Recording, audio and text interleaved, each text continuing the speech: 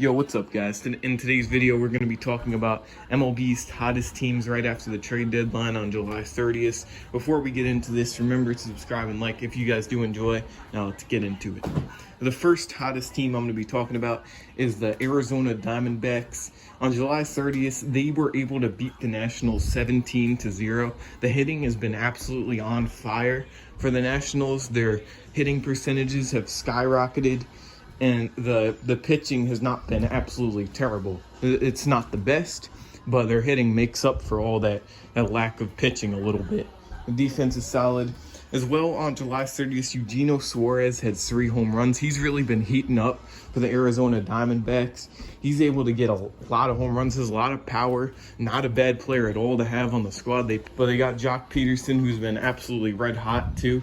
He's having a hitting percentage of .282. He's been able to get like a lot of RBIs and bring in runs. It's been pretty good to see that for all that hitting. So to mention, in the last 10 games, the Diamondbacks are 8-2.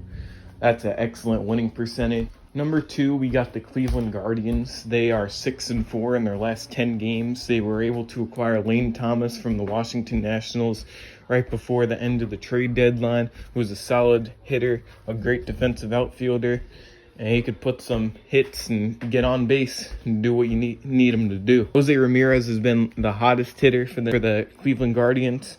So far, he's batting like .276. He's a great hitter. He always has been. He was in that home run derby.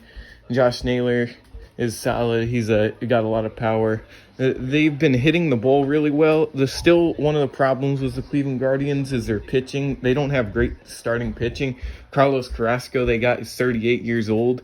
He's not a good starter pitcher.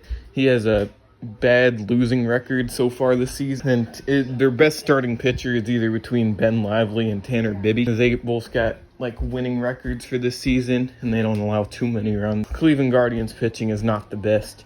Their bullpen is like okay. It's not that bad, but the starting pitching definitely needs some work. Pitching coach needs to get on that. They are still a hot team though.